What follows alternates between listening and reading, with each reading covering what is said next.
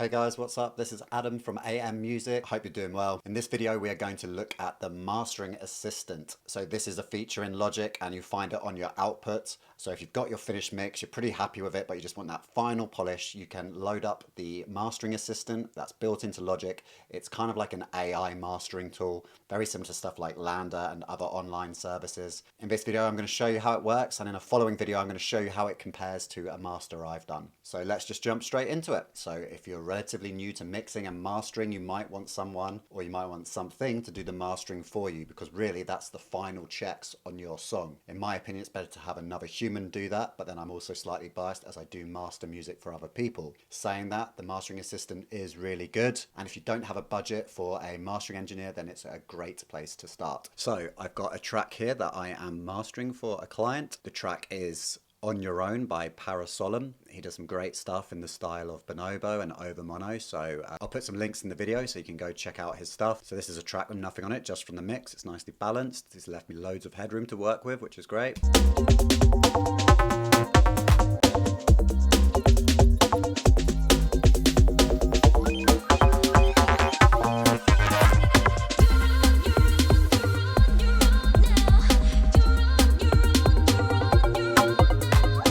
So to use the Mastering Assistant, all you have to do is come over to your output channel, this one on the right hand side, and go to Mastering. And if you click on that, the Mastering Assistant will pop up. It will start to do its thing. It will analyze it.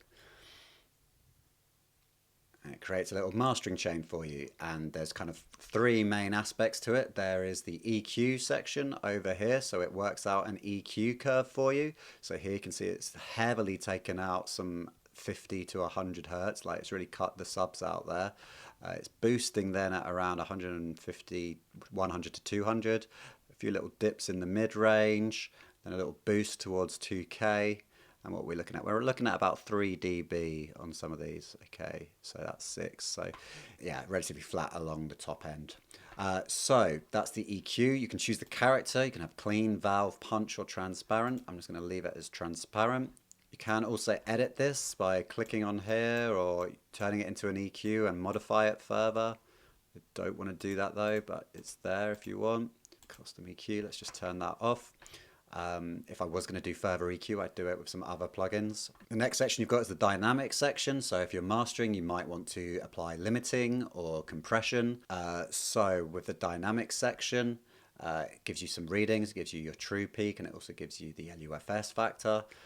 You can turn the loudness up if you want to make it louder or quieter. You've got that control, and the exciter you can turn on as well, which will basically apply saturation to the upper mid range. So let's just turn that off for a second.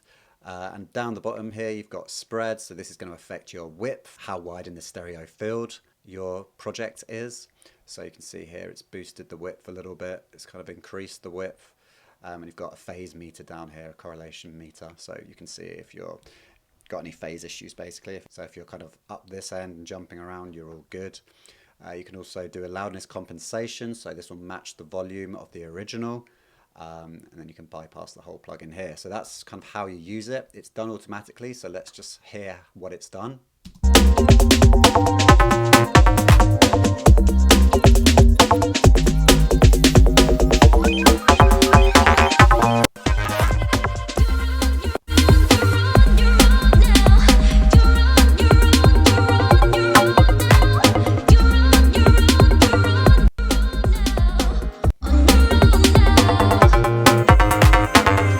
Yeah, okay, so that to me sounds better. It's definitely louder, it's definitely wider, I can hear that, particularly in the mid-top range kind of frequencies. So one thing we have to be careful of though is just because it's louder, is it actually any better? So we can turn on the loudness compensation here to kind of reduce that loudness effect. So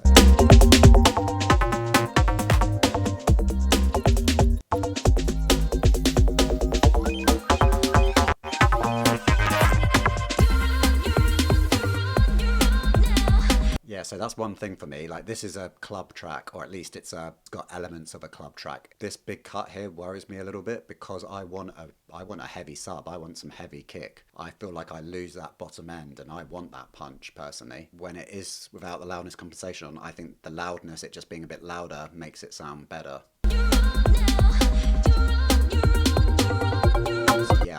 prefer that when it's bypassed, because I think there's more punch relative in the mix than there is once that EQ's been applied. So it's done a good job, don't get me wrong. Like, use the mastering assistant if you don't know what you're doing when it comes to mastering. Like, it will improve the sound, like there's no doubt. Completely bypassed to with the effect on, it sounds better with the mastering assistant on.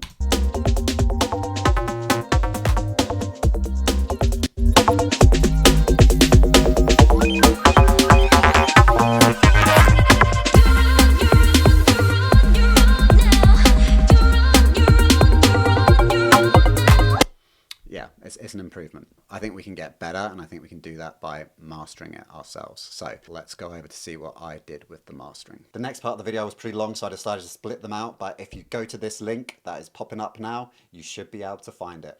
And in that video, we're going to compare it to a master I did, and you'll be able to hear the differences and show what kind of workflow I would go through on this track. But yeah, the mastering assistant does a great job. So see you on the next one.